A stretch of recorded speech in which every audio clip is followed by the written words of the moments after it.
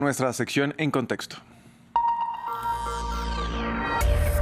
Y como es costumbre, aquí damos perspectiva a una de las noticias de la agenda y por ello me acompaña en esta oportunidad mi compañera El María Angulo. ¿Qué tal? Muy buenas tardes, Andrés, ¿cómo estás? Muy bien, hoy vamos a abordar el panorama que rodea la orden ejecutiva con la que el presidente de Estados Unidos, Donald Trump, incluyó a 8 grupos criminales latinoamericanos en la lista de organizaciones terroristas. ¿Qué datos tenemos o debemos tener en cuenta y tenemos que tener claros además sobre esta medida? Así es, Andrés. Bueno, como bien lo indicas, los datos que debemos tener claros sobre esta medida son los siguientes. En principio, que se trata de una orden ejecutiva con la cual el presidente estadounidense Donald Trump logra materializar de alguna manera una de las amenazas más severas de lo que fue su campaña electoral, y es justamente la de abrir una lucha en contra del narcotráfico a través de la implementación de herramientas como esta, que fue de hecho anunciada desde su investidura el pasado 20 de enero, con lo que vemos como solo un mes después de haber retornado al poder, el líder republicano designa, como bien lo indicas, Andrés, a 8 grupos criminales latinoamericanos como terroristas, entre ellos 6 carteles mexicanos. Es clave tener también en cuenta que esta medida tiene como contexto un antecedente, y es que en este listado solo figuraban organizaciones criminales con objetivos políticos o ideológicos, como por ejemplo Al-Qaeda o el Estado Islámico, por lo cual incluir a carteles de narcotráfico en esta clasificación, que ahora pasan a ser considerados por Washington como terroristas, pone de alguna manera sobre la mesa preguntas si con este movimiento Trump abre terreno o abona terreno para poner en marcha una estrategia militar en México mediante el envío de tropas estadounidenses a ese país para intentar desarticular a estos grupos que dominan el tráfico de drogas en la región.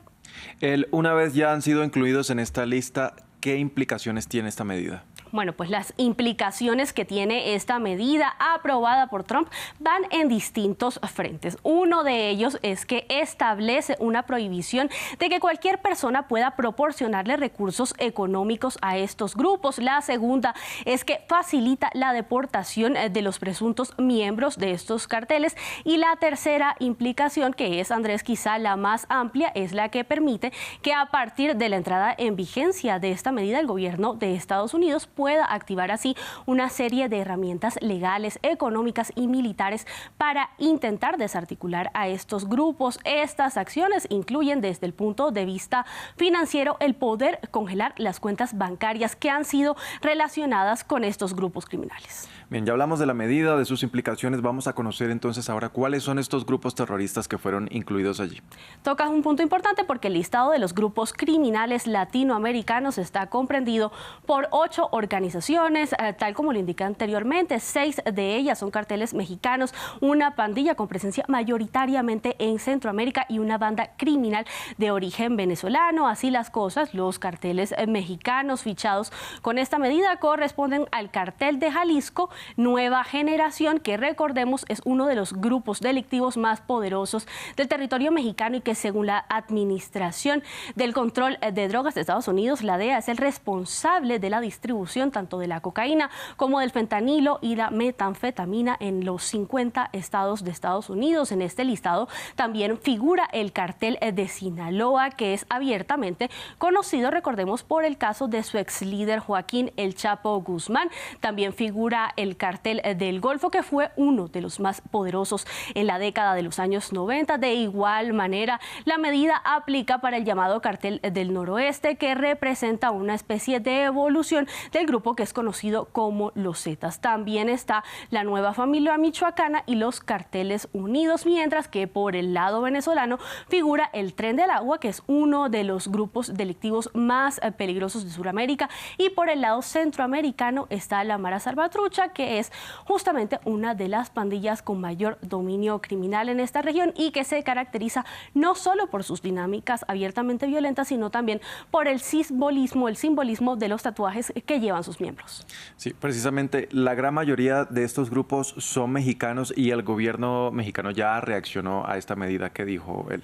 Así es, ante la medida, el gobierno mexicano, en cabeza de la presidenta Claudia Sheinbaum, reaccionó indicando que aceptan esta medida que fue anunciada, como vemos en esta publicación, por el secretario de Estado de Estados Unidos, Marco Rubio, pero que solo la aceptan si el objetivo sería profundamente ahondar en la investigación que permita controlar a las estructuras que se encargan del lavado de dinero en territorio estadounidense, así como también la presencia y extensión del funcionamiento de los grupos criminales en ese territorio.